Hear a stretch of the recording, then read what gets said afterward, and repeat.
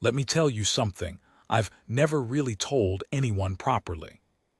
Not the way it happened, not all of it. People who know I worked at the palace always ask the same thing. They want the gossip. They want to know if the food was fancy, if the floors were gold, if I ever got shouted at by someone important. And I used to just smile and give them the easy answers because the real story, the one I'm about to tell you, never felt like it belonged to me. It felt like it belonged to the boy and to Daniel. But I think enough time has passed now. So here it is. This is the story of the morning. A 4-year-old prince stood in a doorway with his arms out wide, his little chin up like he was the bravest man in the country, and said the 3 words that I still hear in my head on quiet nights. "Mummy is busy." And it's the story of the guard who heard him say it, the one who didn't move, the one everybody later called a hero, though he hated that word so much he'd leave the room if you used it. You'll understand why by the end. Just stay with me. I should set the scene first because the place matters. It really does. Ashcombe wasn't the grand palace you see on postcards. It was the quieter one, the family one. It sat about 2 hours out from the city, tucked behind a long gravel drive and a wall of old beech trees that turned the color of rust every autumn. Tourists weren't allowed past the front gardens. Most people who drove past it didn't even know who lived there. That was the whole point of it. I started working there when I was 23. Junior household staff, which is a polite way of saying I carried things, fetched things, and learned very quickly to be invisible.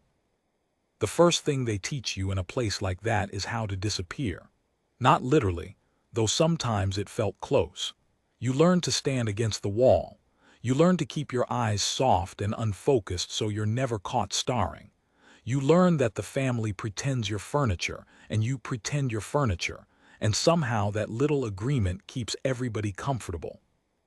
I was good at it, genuinely good. But you can't be furniture for long without starting to notice things, and I noticed everything. I noticed that the youngest one, Prince Theo, ate his toast crusts first and saved the soft middle for last, like he was rationing the good part. I noticed that the Queen, Marguerite, though God forbid anyone called her that to her face, walked the east corridor every single morning at exactly 8:30, with her hands folded in front of her like she was holding something precious that nobody else could see. I noticed that the princess, Theo's mother, laughed loudly when no one official was around and barely at all when they were. And I noticed the guards. There were always guards. That sounds obvious, but I mean you stopped registering most of them. They blended into the architecture same as I did. Tall still, faces like they'd been carved that morning. You'd walk past one 100 times and never once think of him as a person who had a mother or a favorite dinner or a sore back. Except for one. Daniel Easton. The first time I really saw Daniel, saw him as a man and not a uniform, was over something stupid. A bird had got into the entrance hall. One of those panicked little sparrows that fly straight into a window and then can't understand why the sky has turned solid. It was throwing itself against the glass over and over, and 3 of us staff were standing there flapping tea towels uselessly, making it worse, all of us laughing in that nervous way you do when you don't know what to do. And Daniel just walked over. He was on duty. He wasn't supposed to break his post for anything, but he set his rifle down, careful, deliberate, took off his bearskin, and used the inside of it like a net. Caught the bird against the curtain in one slow movement, cupped it in both hands. Then he carried it to the door, opened his fingers and let it go. He didn't smile. He didn't look at any of us for approval. He just picked his hat back up, put it on, picked up his rifle, and stood back at his post like nothing had happened. I remember thinking, that's a strange one. I didn't know the half of it. Daniel was maybe 30 then. Hard to tell. He had one of those faces that could have been 25 or 40 depending on the light. He didn't talk much, none of them did on duty. It wasn't allowed, but off duty he wasn't exactly chatty either. What I learned about him, I learned in pieces, over months, over the odd cigarette break behind the kitchens where the cameras didn't quite reach. His dad had been Army, his granddad too. There was a whole line of them stretching back further than anyone could be bothered to count. Daniel told me once very flatly that nobody had ever asked him what he wanted to be. It was just understood. You wear the uniform, you stand the post. That's what an Easton does. He said it without bitterness. That was the thing about him. He never complained. He just stated things plainly like a man reading out the weather. But there was a sadness underneath it. I caught it sometimes. A kind of tiredness behind the eyes that had nothing to do with sleep. He'd lost someone. I worked that out eventually. He never said who. But there was a particular silence he'd go into whenever a child was around, a careful, watchful softness, and you don't get that kind of softness from nowhere. You earn it the hard way. I didn't ask. You learn not to ask in that world. I wish sometimes that I had.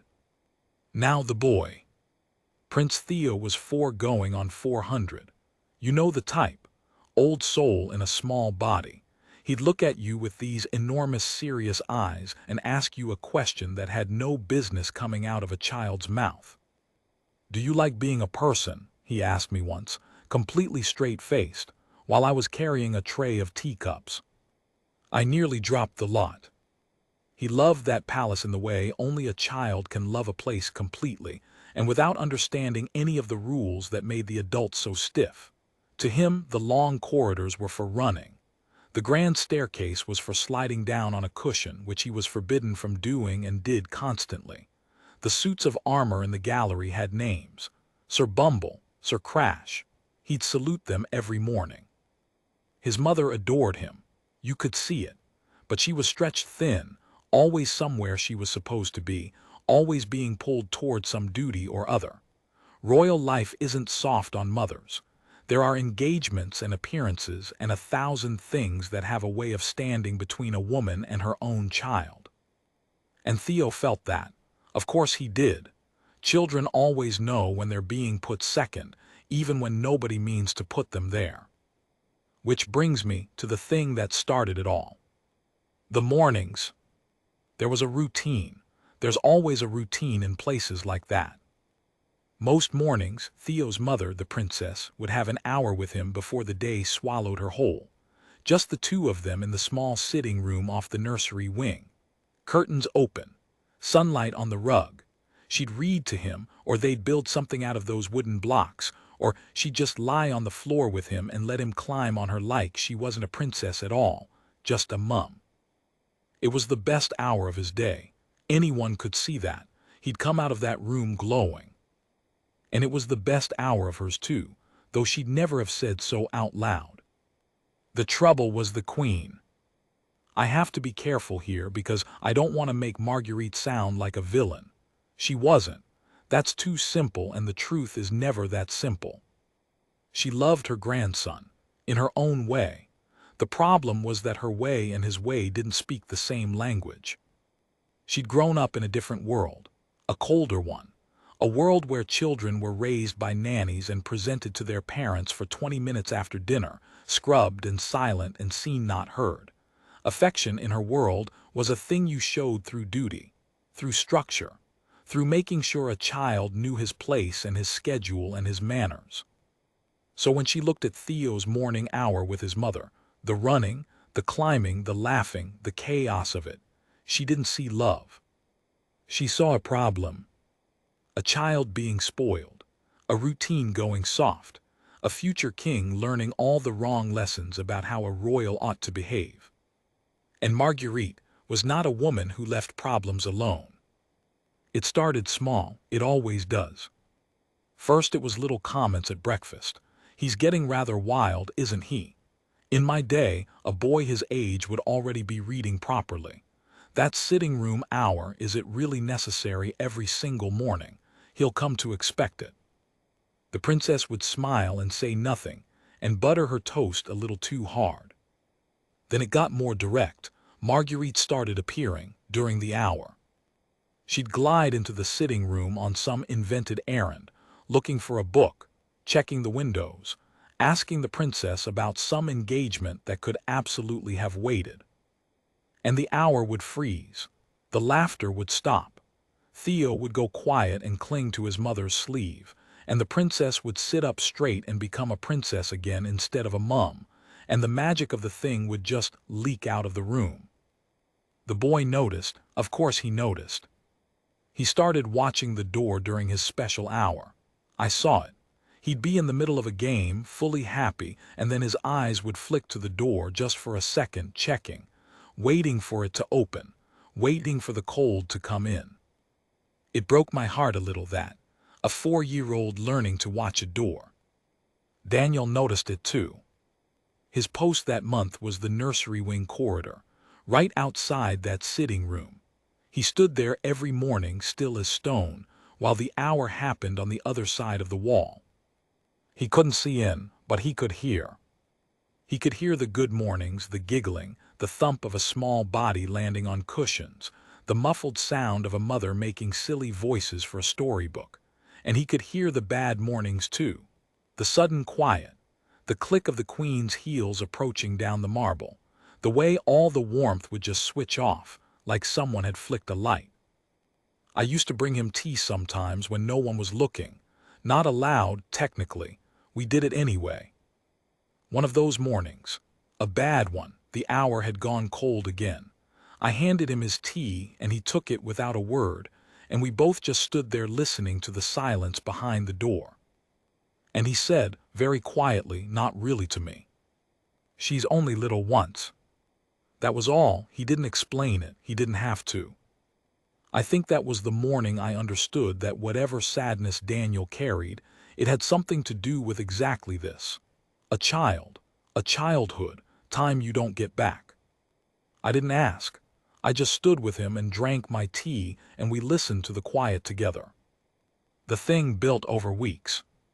The princess tried to push back in her gentle way. She'd ask for the door to be kept shut.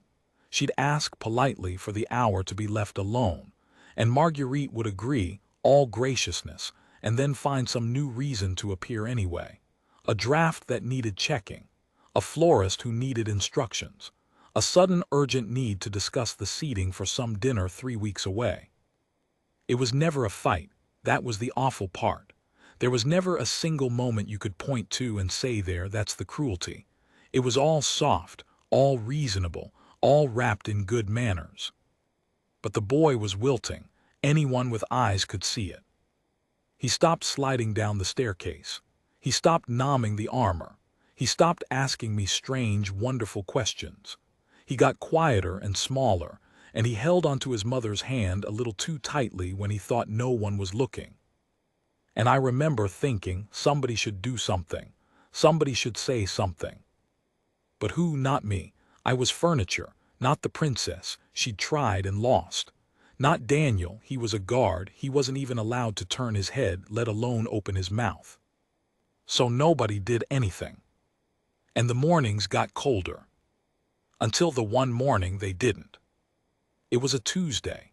I remember because Tuesdays were laundry days, and I had my arms full of linens, which is the only reason I was in the nursery corridor at all at that hour. The weather had turned. One of those gray, low-skied mornings where the whole palace felt like it was holding its breath. Rain coming, you could smell it. The kind of light that makes even gold look dull. The hour had started well. I could hear it through the door as I passed a proper laughing, the good kind, the princess doing one of her voices and Theo shrieking with delight. It was the happiest I'd heard that room in a long time. Daniel was at his post, same as always, still as the suits of armor. But I caught his eyes as I went by, and there was something in them, alert, tense, like a dog that's heard a sound you haven't. And then I heard it too. Heels. Down the marble of the east corridor, getting closer. That particular, unmistakable, unhurried click. The queen was coming. I should have kept walking. That was the rule. Mind your business, become the wall, don't get involved. But I didn't keep walking. I stopped just past the corner, half hidden by a tall cabinet with my arms full of someone else's bedsheets. and I watched. I'm not proud of how nosy I was, but God, am I glad I stayed. Because what happened next, I will remember until the day I die. The footsteps came closer, and inside the sitting room, the laughter, I swear, the laughter stopped. Theo had heard it too. There was a beat of silence, a horrible held breath kind of silence. And then the sitting room door flew open from the inside. And out came Theo. 4 years old, sock feet, hair sticking up at the back where he'd been rolling around on the rug, a wooden toy soldier still clutched in one fist. He didn't run away down the corridor like you might expect. He didn't hide. He turned around, planted himself square in the middle of the open doorway, the doorway to where his mother was, stretched both his little arms out wide so his fingertips touched either side of the frame, lifted his chin, and faced down the corridor toward the sound of those approaching heels. Like a tiny soldier guarding a fort. Like the smallest, fiercest doorman in the history of the world. The Queen rounded the corner. She saw him, she stopped. There was a moment where nobody moved. The boy in the doorway with his arms out. The Queen at the end of the corridor in her pale gray morning dress. Daniel between them at his post, stone still, eyes forward, but I could see the tension running through him like a wire. And me behind the cabinet not breathing. Marguerite recovered first. She did that smile of hers, the cool one, the one that wasn't really a smile at all. Theodore, she said, smooth as glass, what are we doing? And the boy, this is the part, the boy looked her dead in the eye. 4 years old, sock feet, chin up. And he said it. Mummy is busy.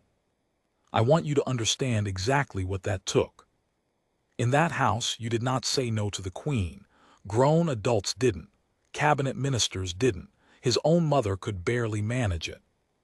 And here was this tiny boy, arms spread across a doorway, telling the most powerful woman in his entire world that she could not come in. Mummy is busy. 3 words, but what he meant was, you don't get to come and turn off the warmth this time. Not today. This hour is mine. This is the one thing that is mine and you don't get to take it. He didn't have the words for all that. He was 4. But it was all there in those 3 little words and that stuck-out chin. The Queen's smile flickered. I saw it go just for a second. The mask slipped, and underneath it was something I didn't expect.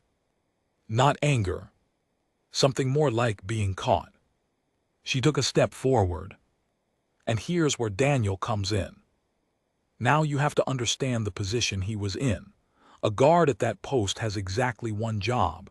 Stand still, stay silent, see nothing, hear nothing. You do not engage. You do not speak unless spoken to. You absolutely, under no circumstances, ever involve yourself in the private affairs of the family. If the Queen wants to walk down a corridor, you let the Queen walk down the corridor. Full stop. That's the job. That's the whole job. To do anything else, anything at all, could end your career on the spot, could end your family's century of service, could get you marched out the gate by lunchtime with your name in the dirt. Daniel knew all of that, better than anyone. It was in his blood. The Queen took another step toward the boy. And the boy's arms, I saw, started to tremble. Holding them out that wide is hard for a little one. His chin was still up, but his lip had started to go. He was scared. Of course he was scared, but he wasn't moving. He was not going to move. The heels came closer. And Daniel did the thing he was never, ever supposed to do. He didn't speak. I'll give him that. To the end of his days, he'd insist he never broke the rule about speaking, and technically he was right. But as the Queen drew level with his post, as she moved to pass him, to go to the boy, Daniel shifted. Just slightly, just enough. He brought his rifle down off his shoulder, slow and formal, the way you would for a salute or a ceremony, and he held it across his body. Both hands. The way you do when you are, very respectfully, very correctly, and very deliberately, standing your ground. And he turned, Not his whole body, just enough. Just enough that he was no longer a piece of furniture against the wall. He was a man, standing in a corridor between a queen and a frightened child. He still didn't look at her. He looked straight ahead, at the far wall, jaw set, exactly as the regulations required. But his meaning could not have been clearer if he'd shouted it. Not past me, not today. I forgot to breathe entirely. This was it. This was the moment a man threw away 3 generations of his family's service for a 4-year-old's mourning with his mum. I was watching a career end in real time. I knew it. He knew it. The queen stopped. She looked at the guard, really looked at him, at this man who had, without a single word, without a single insubordinate gesture you could ever write up in a report, made himself into a wall. And the corridor went so quiet I could hear the rain finally start against the windows. Tab, tab, tab. The boy in the doorway, the queen in gray, the guard like stone, and me hidden with my heart going like a drum. Something was about to break. I could feel it. I just didn't know yet which way it would fall, so there we were. The boy in the doorway, arms out, chin up, lip trembling. The queen froze in mid-step in her pale gray dress. And between them, Daniel, rifle held across his body, jaw set, eyes locked on the far wall, having just turned himself into the one thing a palace guard is never, ever allowed to be. A person with an opinion. I was behind the cabinet with my arms full of bedsheets and my heart trying to climb out of my chest. I didn't move. I don't think I could have if I'd tried. The rain had started properly now. You could hear it running in the gutters outside, a soft rushing sound, and somewhere far off in the house a clock was ticking, and those were the only 2 sounds in the whole world for what felt like an hour but was probably 10 seconds. Tick, tick, rain. Nobody moved. It was the queen who broke it. She turned her head slowly, and she looked at Daniel. Properly looked at him, up and down, the way you'd look at a stranger who just said something extraordinary at a dinner party. "Guardsman," she said. Her voice was very quiet, very controlled, but there was an edge under it, cold and bright, like the first crack you hear in ice before it gives. "Do you intend to stop me?" And this was the trap, you see, because if Daniel answered, he broke the rule about speaking. If he said yes, that was open insubordination, the end of everything. If he said no and stepped aside, then the whole brave, stupid, wonderful thing he'd just done collapsed into nothing, and the boy lost, and the cold came back into that room for good. There was no right answer. So Daniel did the only thing left to him. He didn't answer at all. He just stood there, rifle across his chest, eyes forward, stone. And the not answering said more than any word could have. The queen's jaw tightened. I genuinely thought in that moment that she was going to call for someone, that she'd raise her voice, summon the head of household, have Daniel marched off the premises before the rain even stopped. I'd seen people dismissed for far less. A spilled tray, a look held a half-second too long. Her hand actually moved, just an inch, toward the little bell pull on the wall by the corridor's edge. And then Theo started to cry. Not loudly, not a tantrum. That was the worst of it somehow. It was the quiet kind. The kind where a child is trying so hard to be brave that the crying happens despite them, the lip going, the eyes filling, the breath catching, but the arms stay out. He didn't drop his arms. Even crying, even terrified, that little boy kept his arms stretched across that doorway because somewhere in his 4-year-old heart he had decided that this was the hill and he was going to hold it. "Mummy is busy," he said again, wobbling now, barely a whisper. "Es my turn with Mummy." And his voice cracked right down the middle on the word turn. I watched the queen's hand stop. An inch from the bell pull, it just stopped. And I watched her face do something I had never once seen it do in all my time at Ashcombe. It came apart. Not dramatically. There were no floods of tears, nothing like that. She was far too made of iron for that. But the mask, that smooth, cool, glassy mask she wore like a second skin, it slipped right off, all at once, and underneath it was an old woman looking at a crying child and seeing something that hurt her. Her hand came away from the bell. She lowered it slowly to her side. And she looked at her grandson, really looked at him, the way she'd looked at Daniel a moment before, like she was seeing him for the first time, and something moved across her face that I can only describe as recognition. Like she'd seen this before, a long, long time ago. Like she was remembering something she'd spent 50 years trying to forget. Now, I didn't understand it then. I only pieced this part together later, much later, from things Daniel told me and things I overheard, and one extraordinary afternoon I'll get to in a bit. But I'll tell it to you now here, because it's the key to the whole thing. Marguerite had been a little girl in a cold house too. Worse than cold. She'd been raised by a mother, a queen before her, who believed, absolutely and to her bones, that love made children weak, that affection was indulgence, that a royal child's job was to be still and silent and perfect, and to never ever expect warmth, because warmth was not what the family was for.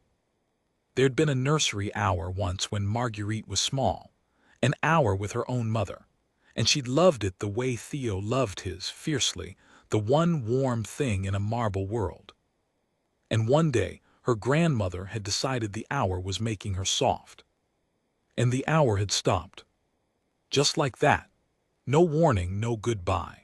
One day there was an hour, and the next day there wasn't, and there was never one again, and nobody ever spoke of it, and little Marguerite had learned the lesson her family wanted her to learn. Don't want the warm thing. Wanting it only means losing it. She'd carried that for 60 years. She'd built her whole self around it. And then, God help her, she'd looked at her grandson's warm hour and felt that old wanting flare up in her, that old ache, and she'd done the only thing she knew how to do with an ache like that. She'd tried to make it stop, same as had been done to her. Hurt people, even queens, especially queens maybe. But she didn't get the bell.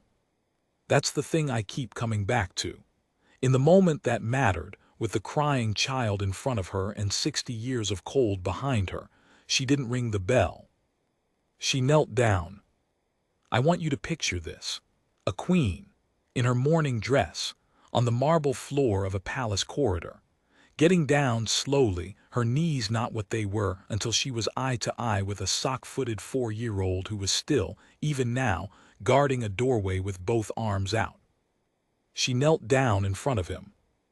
And she said, and her voice had gone completely different now, all the glass gone out of it, just an old woman's voice, soft and a little broken. You're quite right, Theodore. The boy blinked at her, tears on his cheeks, arms still out. Mummy is busy, the queen said, with you, which is exactly where she ought to be. Theo didn't understand, I think, not the words, but he understood the tone.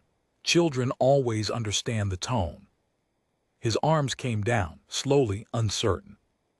And the queen reached out one hand that had nearly rung the bell, and she very gently wiped a tear off his cheek with her thumb. I'm sorry, she said, quiet, just for him. I've been very silly. May I tell you a secret? He nodded the way little kids do, big and serious. When I was your age, she said, I had an hour with my mummy too, and I loved it more than anything in the whole world. What happened to it? Theo asked. And the queen, oh, this woman, she got a look on her face like the question had gone straight through her.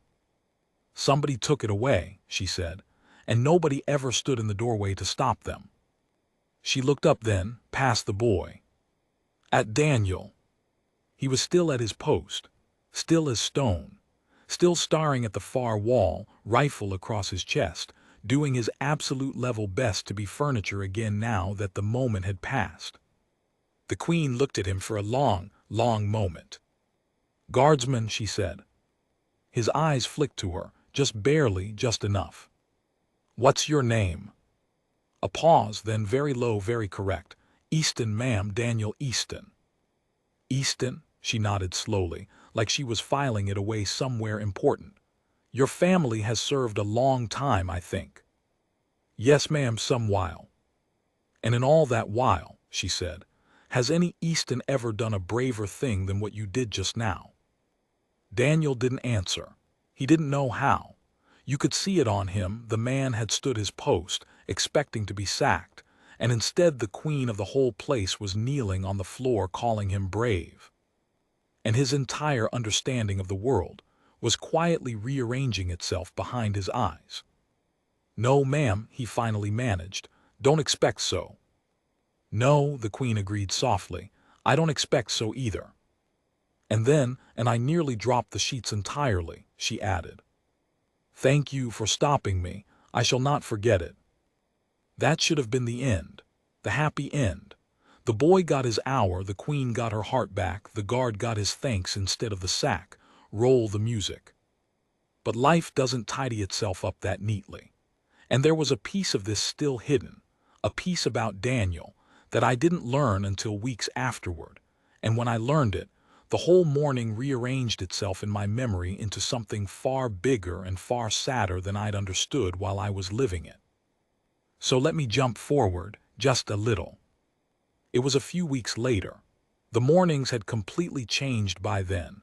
I'll tell you all about that in a moment. The change was something to see.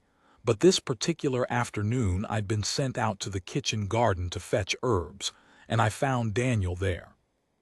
Off duty, out of uniform. Just a man in a plain coat, sitting on the low wall by the greenhouse, smoking, looking at nothing. I sat down next to him. We'd got friendly enough by then that I could do that. We didn't talk for a while. That was all right with him. He was a comfortable man to be quiet with. And then, out of nowhere, looking at the middle distance, he said, I had a daughter. I went very still. Had. Her name was Rosie, he said. She'd be 6 now, bit older than the young prince. He took a drag of the cigarette. His hand was steady. His voice wasn't quite. There was a thing with her chest from when she was a baby. We had her in and out of hospital her whole little life, my wife and me. And there was this stretch near the end where I had to keep working, see, because the money, the bills, you can't. He stopped. Started again. I was on duty a lot. Long postings. I'd stand my post and I'd think, right, I'll be home tonight. I'll read to her tonight. There's always tonight. The rain had stopped weeks ago, but I swear I could hear it again in that silence. And then one day there wasn't a tonight, Daniel said. And all those hours I'd stood my post thinking later, there's always later. He shook his head once. There's no later. That's the thing nobody tells you. You think the hours are yours to spend whenever. They're not. They're just gone. Spent the second they happen, whether you were there for them or not. He finally looked at me. She was only little once, he said, and I missed too much of it standing still. And then I understood. The morning, the doorway, all of it. When Daniel turned himself into a wall between that queen and that boy, he wasn't being noble or political or brave in the way the word usually means. He wasn't taking a side in a family squabble. He was standing in a doorway for a child, the way nobody had stood in a doorway for his own. He couldn't get Rosie's hours back. Nobody could. But he could make sure that one small boy got to keep his. He could put his whole century of family service on the line, his job, his name, everything, so that a 4-year-old wouldn't grow up the way Marguerite had grown up, learning to watch a door, learning not to want the warm thing. She's only little once. He hadn't been talking about Theo. That morning he said it. Not really. He'd been talking about Rosie. He was always in some quiet corner of himself talking about Rosie. I didn't know what to say. There isn't anything to say to a thing like that. So I just sat with him, same as we'd sat that morning in the corridor listening to the silence behind the door. After a while, he stubbed out the cigarette and stood up. Anyway, he said, which is the most British word in the world for that's enough of that. He started to walk off toward the gate. And then he stopped, and without turning round, he said, The young prince, does he still get his hour? Every morning, I said. Longer now even. Daniel nodded just once, still not turning round. Good, he said. And the way he said it, God. There was a whole grief in that one word, and a whole peace too, somehow, both at once. Good, he said again, quieter. And then he walked out the gate into the gray afternoon, and I let him go, because some things a man needs to carry by himself for a bit. But I'm getting ahead of myself. Let me go back to the corridor, because I haven't told you the best part of that morning yet, what happened after the Queen knelt down, and it's the part that changed everything at Ashcombe for good. So the Queen on her knees on the marble, the boy arms down, tears drying, the guard stone again at his post. And then a fourth person came into it. The sitting-room door, which had been hanging open this whole time, moved, and Theo's mother stepped out into the corridor. The princess. She'd heard everything. Of course she had. She'd been standing just inside, listening, not daring to come out, not daring to make it worse. That terrible, helpless place a person gets stuck in when they desperately want to protect someone and can't see how without making the whole thing blow up. She came out and she saw her son, tear-streaked and triumphant. And she saw the Queen, her mother-in-law, the woman who'd spent weeks quietly freezing her out of her own child's mornings, kneeling on the floor. And she didn't understand it yet. You could see her bracing for a fight. But the Queen looked up at her, and the Queen said, "Your son just taught me something I should have learned 60 years ago." The princess didn't move. He stood in a doorway, the Queen went on, getting slowly, stiffly to her feet, and he told me no, to my face, which is more than I ever dared do to anyone in my entire life. A pause. He's braver than I am, he's braver than all of us. Her eyes flicked just for a second to Daniel. Well, nearly all of us. And then she said the thing that changed it. She turned fully to the princess, this iron woman, this Queen, and she said, and her voice only just held together, "The hour is sacred. Do you understand me? From this morning on, that hour is the most important appointment in this entire household. Nothing supersedes it. No engagement, no visitor, no crisis short of the building being on fire.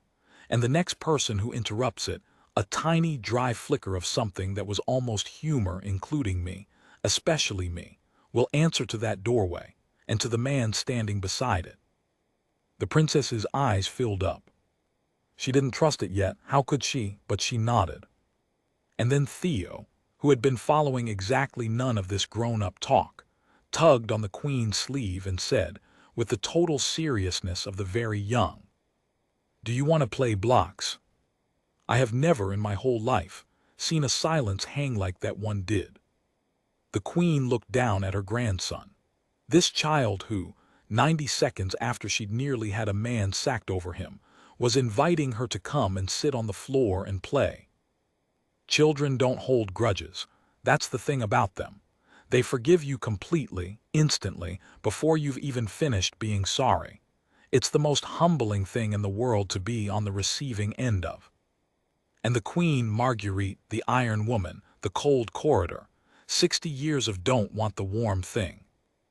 She said yes. She said, "I would like that very much, Theodore." And she let her 4-year-old grandson take her by the hand and lead her into the sitting room, the warm room, the room she'd spent weeks trying to keep cold. And the princess followed them in, wiping her eyes, half laughing, not quite believing it. And the door swung shut behind the three of them.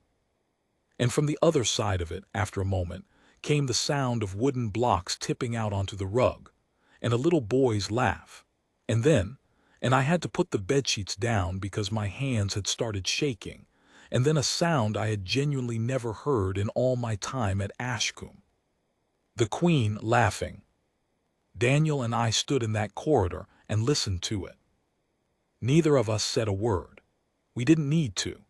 We just stood there, the guard and the laundry carrier, two pieces of furniture who'd somehow ended up at the center of the most important thing to happen in that house in years, and we listened to 3 generations of one family laughing together on the other side of a closed door.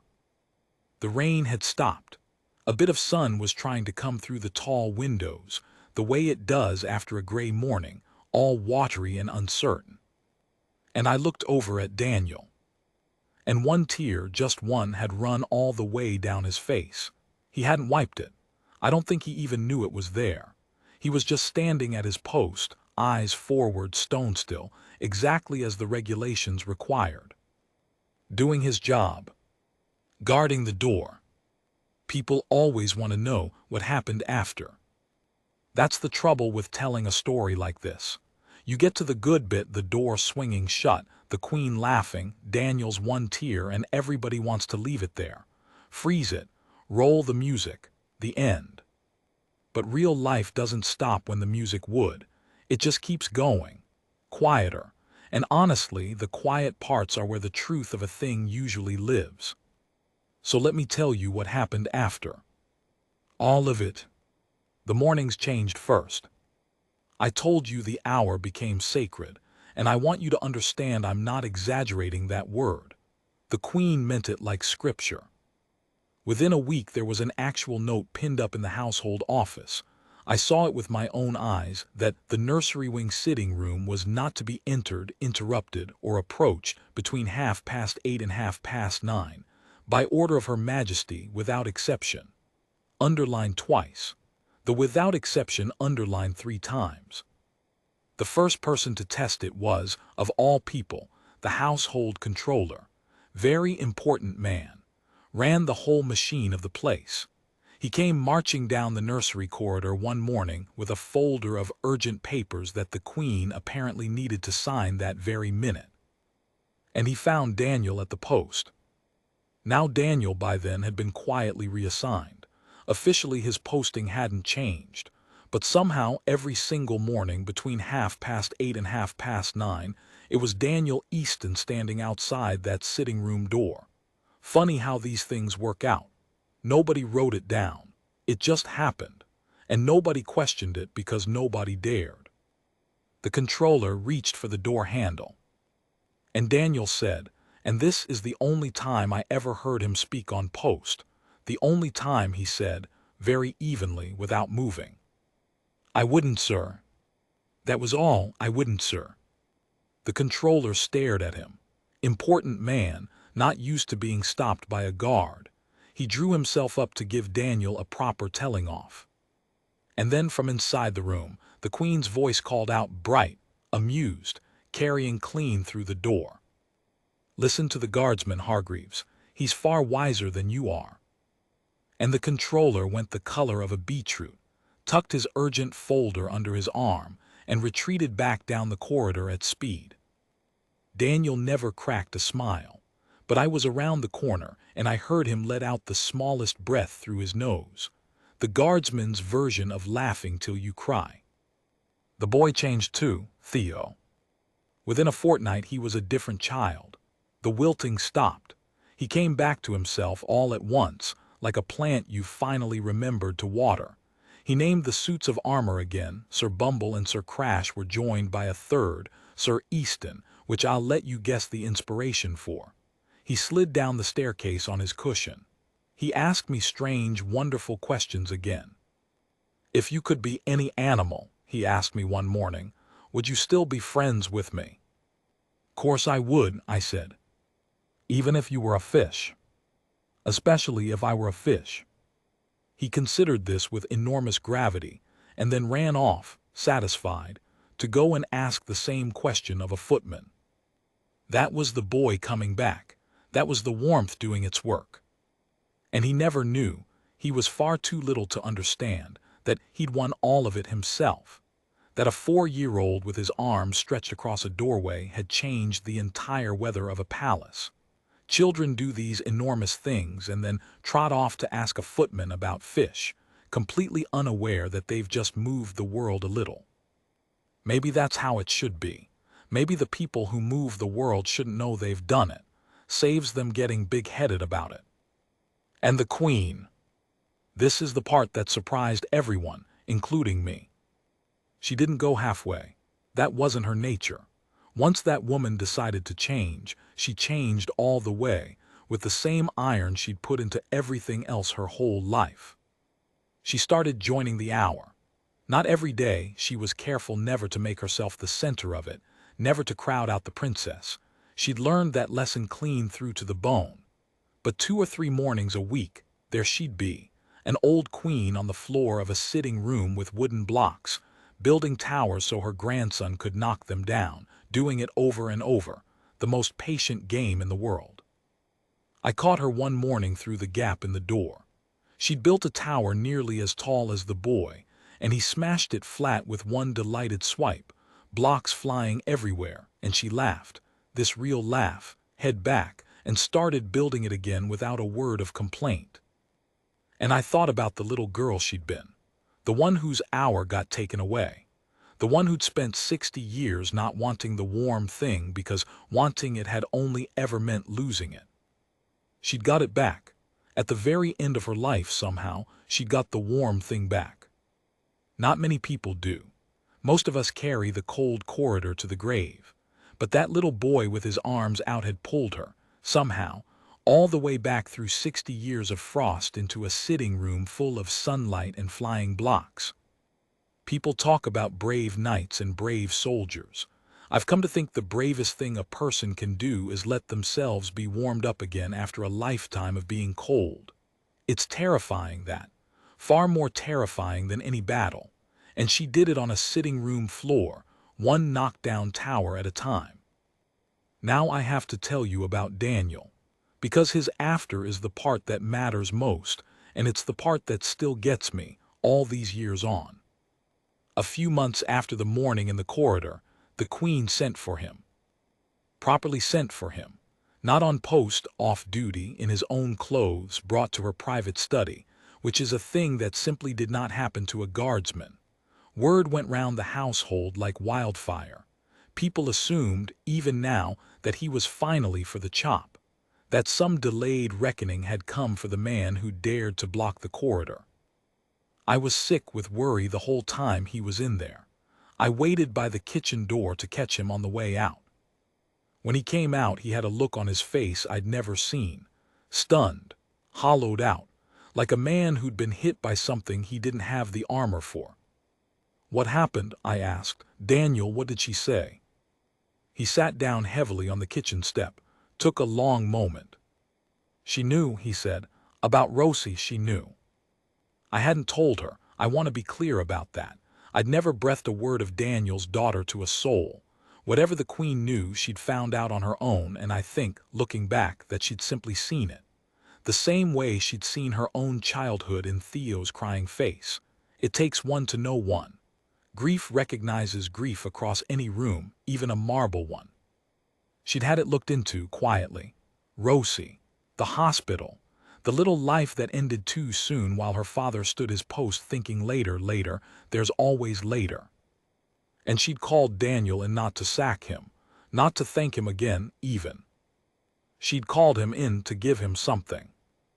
There's a charity, Daniel told me, staring at his boots, for families, when a kiddie's in hospital long-term, so a parent can, so they don't have to keep working through it, so they can be there, for the hours, so nobody else has to miss what I missed." He swallowed hard. "She's putting Rosie's name on it. The Rose," his voice went, "the Rosie Easton Fund." So that he stopped, pressed the heel of his hand to one eye. "So she's not just gone, so she did something, so she's remembered." I sat down next to him on the step. "There's no later," he said again, the thing he'd told me in the garden. "But maybe there's a because of her, for other little ones. Maybe there's that." And this enormous, stone-still, never cried in his life man put his face in his hands and finally let it out. Right there on the kitchen step. Years of it. And I put my arm round him and I didn't say anything because there wasn't anything to say, and we sat there until it passed. He left Ashcombe not long after. I won't pretend that didn't hurt to watch, but it was the right thing, and we both knew it. He'd carried the uniform his whole life because it was expected, because that's what an Easton did, and somewhere in that corridor, blocking that door, he'd worked something out about himself that he couldn't unwork out. He didn't want to stand still anymore. He'd spent enough of his life standing still, while the important hours slipped past on the other side of a wall. The Queen helped him into the charity work, properly.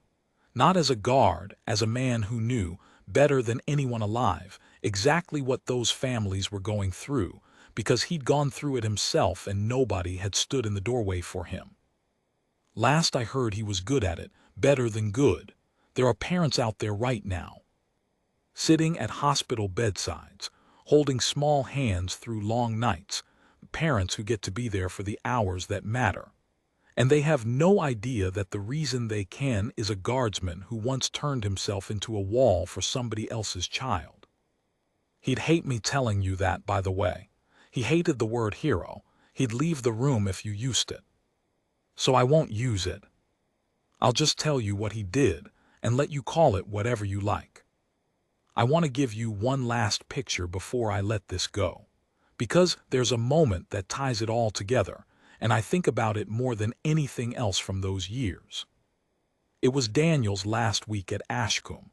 The family knew he was leaving, and on his very last morning on the nursery post, something happened that I don't think anyone arranged. I think it just happened, the way the best things do. The hour ended, the sitting room door opened, and out came Theo, glowing the way he always did after his time with his mum. And he saw Daniel standing there, and he stopped. He'd never spoken to Daniel, you understand, the whole time. To Theo, Daniel was part of the building, the same as a doorway or a window. Children don't usually see the guards either. But that morning the boy stopped, and he looked up at this enormous man in the bearskin hat, and he said, "You're the one who stands by my door." Daniel looked down at him, broke every rule in the book to do it. "Yes, sir," he said, "that's me." Theo considered this, with his usual enormous 4-year-old gravity. And then he reached into his pocket and pulled out his little wooden toy soldier. The same one, I swear. The one he'd been clutching the morning he blocked the door, and he held it up. "This is for you," he said.